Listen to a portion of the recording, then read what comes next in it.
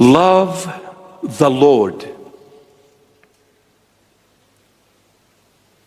Don't be a Christian where you live the Lord in obligations and duties.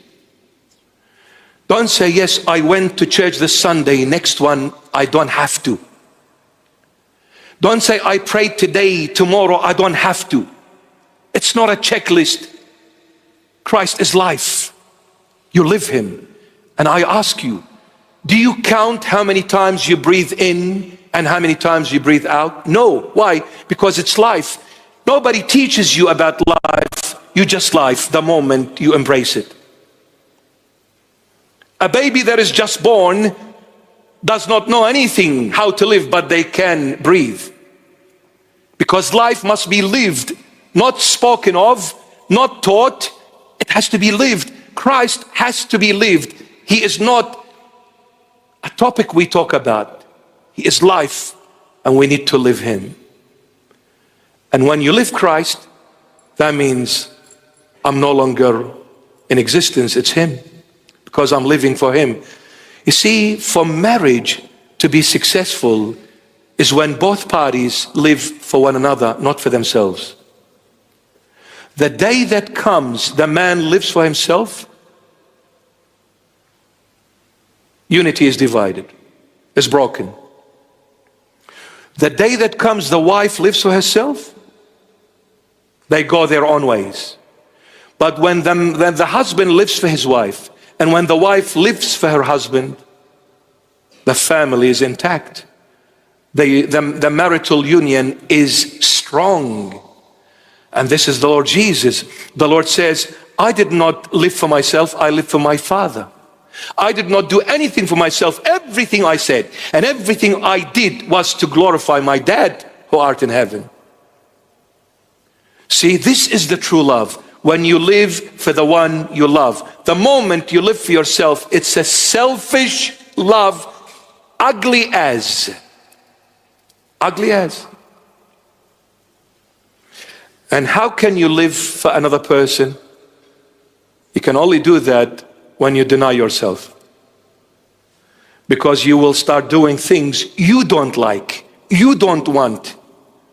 But when you love them, you have to do it to please them.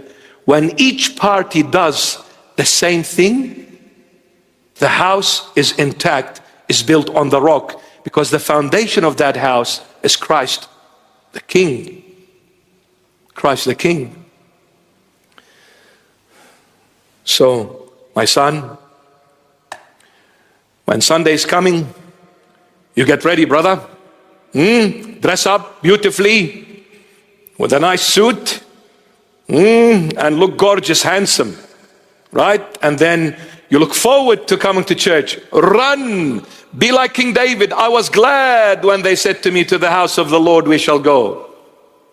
I was glad, not upset, not angry, not huffing and puffing, not arguing.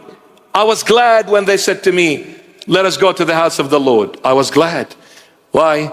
Because I'm going to meet my sweetheart. And when you are with your sweetheart, time ceases. Does not exist. Let me say this to you, my son.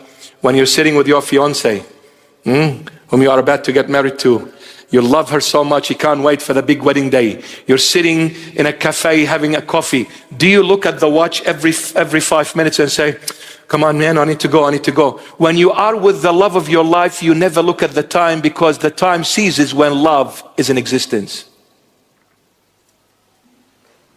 The last thing you want to do is look at the time, because you don't want the time to take you away from love. This is Christ. This is the way the Lord wants every one of us to be. He says, when you come to me, why are you looking at the time always and say, the preaching is gone for too long. Your Holy Mass service, Bishop, is too long. You Orthodox people are too long. I'll go to the Catholics, much easier. No. Let me bring you a perfect example from the Catholic Church. My sweetheart, Padre Pio. My sweetheart. I love him to death. Padre Pio. P-I-O. Italian born. Italiano. Bellissimo.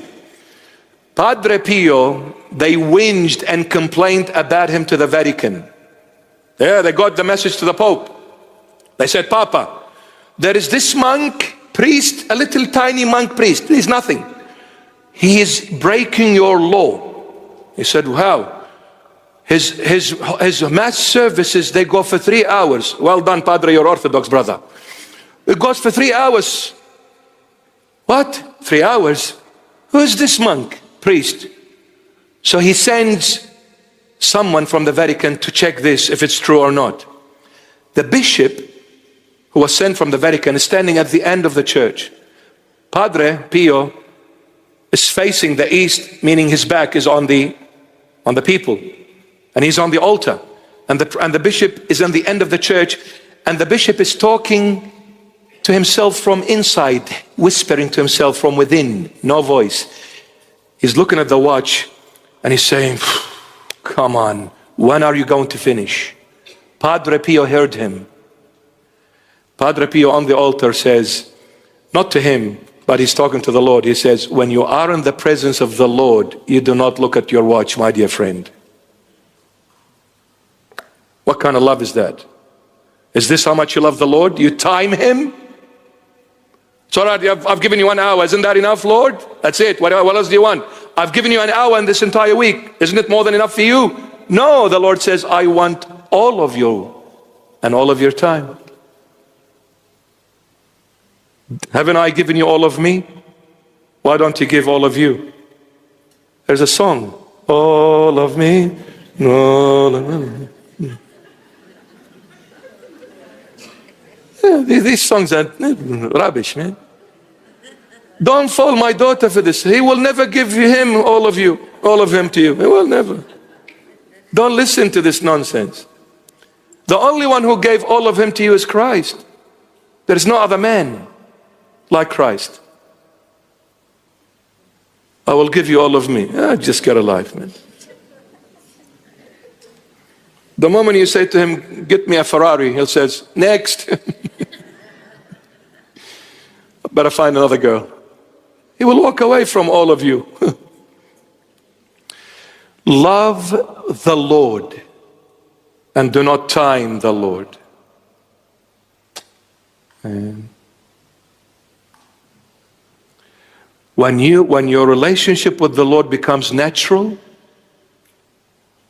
that means even when I'm sitting or standing and facing all of you and all of you talking to me, but I'm talking to the Lord while you're talking to me. Because this is an intimate relationship. Nobody else needs to know it. It's none of your business. So I'll be smiling and I'll be replying to you, but I'm talking to the Lord. And then the Lord Jesus will reveal some things and say, you need to pray for this person, they're distant. I want him back. See, the closer you get to him, the more he will reveal to you. And then I'll look at the faces, and then somebody will say, Bishop, I love you. I'll say, yeah, I know. Mm-hmm. Mm-hmm. Love the Lord. 6'1", long tan skin, long face, tan skin, brownie, crispy hair split in the middle from the top all the way to the shoulders. The eyes are greenish, bluish, stunning, very beautiful colors. And he's still looking for this soul to come to him.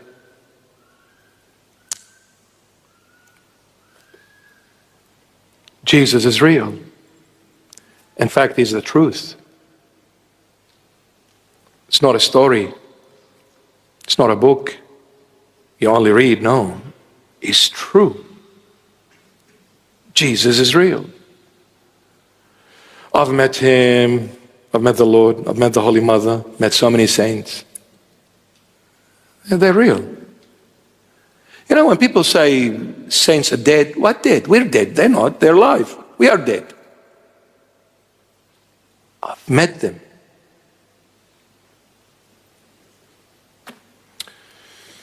But you know, Jesus Christ will always be Jesus Christ. So unique, so precious, pearl, so perfect, never changing, so mighty, so holy, so awesome, so powerful. God revealed in the flesh. God revealed in the flesh. Love this person. Ask him to teach you on how to love him and get closer to him. Ask him. He will.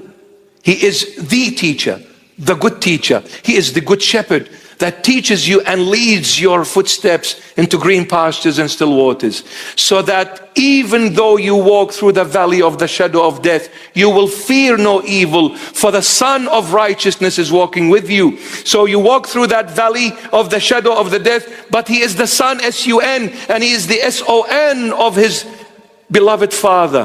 When the light of the world is walking with you, whether it's hell or heaven, it is all the same. When you walk with Christ, the place matters not when the owner of the place is with you. Love the Lord, my beloveds. And in this we stop.